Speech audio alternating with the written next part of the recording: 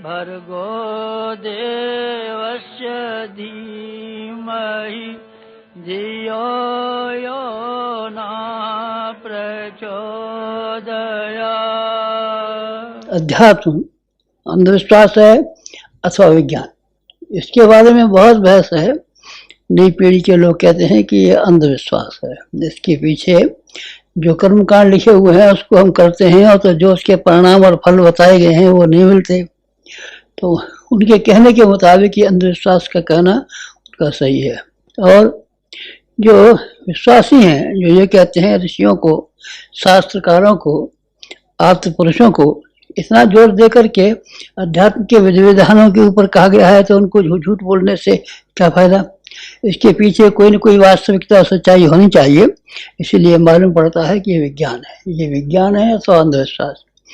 ये तलाश करने के लिए हमने अपनी पूरी की पूरी जिंदगी इस काम के लिए खर्च कर डाली और अब हम किसी नतीजे पर जा पहुंचे हैं। उस नतीजे को आप लोगों को सुनाने का हमारा मन है। लोहा खदान में से जब निकलता है तो आपने देखा है ना, कच्चा निकलता है, मिट्टी मिला हुआ होता है। और जब कोई और धातुएं निकलती हैं जमीन में से तो सभी धातुएं कच्ची होती हैं, उनमें मिट्टी का सम्मिश्रण होता है। जब तपाई जाती हैं, आग पर तपाते हैं उनको, तो तपाने के बाद में उनका वास्तविक स्वरूप निकलता है। मिट्टी जल जाती है और लोहा निकलता है, सोना निकलता है, दूसरी धातुएं निकलती हैं। गर्म करने के पीछे ही निकलती हैं। तेल के बारे में भी यही बात है। कोयला जो होता है वो भी साफ करना पड़ता है, हर चीज को साफ करना पड़ता है। व्यक्ति जो अध्यात्म का प्रयोग करता है, अगर उसकी सफाई का ध्यान रखता है तब तो जानना चाहिए कि इसको परिणाम मिलेगा। और उसने अगर सफाई का ध्यान नहीं रखा है, अपने आप का संशोधन नहीं किया है, जो उसके प्रयोग करता उसको ठीक तरीके से काम में लाने की स्थिति में नहीं है, तो फिर मान लीजिए कि ये केवल कर्मकांड अंधविश्वास है। अंधविश्वास से क्या काम चलने वाला है। इसलिए साधक को अपने जीवन में जीवन का परिष्कार करना पड़ता है, तो उसका वो लाभ जो मिलना चाहिए नहीं मिलेगा, तब फिर अंधविश्वास कहने वाली बात सही है। और अगर आदमी उसके समग्र स्वरूप को समझता है और समग्र स्वरूप की कीमत चुकाने के लिए तैयार है, तो फिर मैं समझता हूँ इसको भी विज्ञान ही होना चाहिए। मेरी सारी जिंदगी इसी काम में खर्च हुई है और मैंने पाया है कि ये विज्ञान है और ये साइंस है और ये सही है। कैसे? इस तरीके से कि हमारे मास्टर ने, बॉस ने सबसे पहले ये समझाया कि कारतूस से भी ज्यादा बंदूक का सही होना आवश्यक है।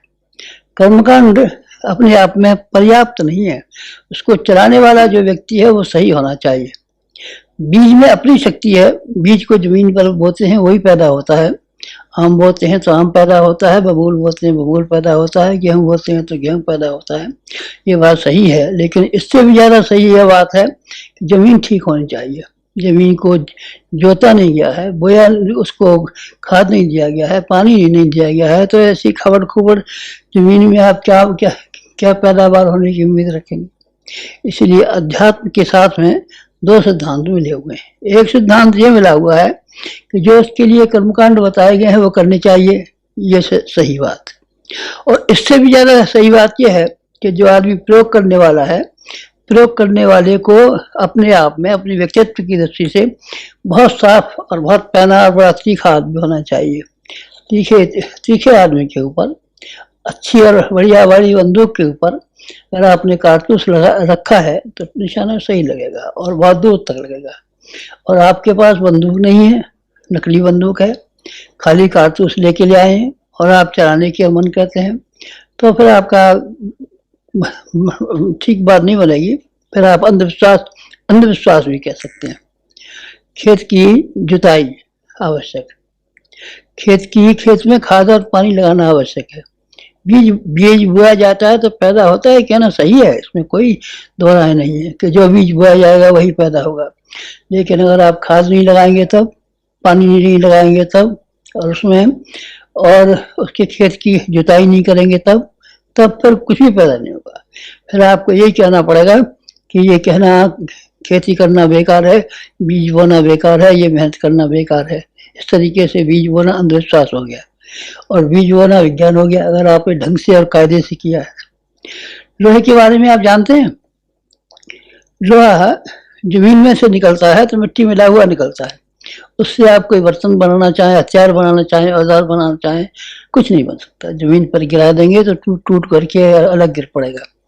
लेकिन अगर उसको आपने तपाया है और तपाने के बाद में जो उसके अंदर मिट्टी मिली हुई है, उस मिट्टी वाले हिस्से को आपने अगर जला दिया है तो फिर आप जो कुछ भी लोहे से बनाना चाहेंगे बना सकेंगे।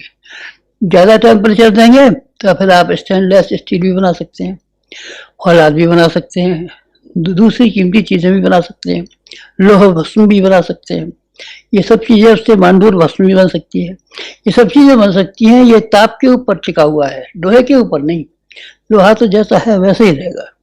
यही बात अध्यात्म के सिद्धांतों के बारे में है।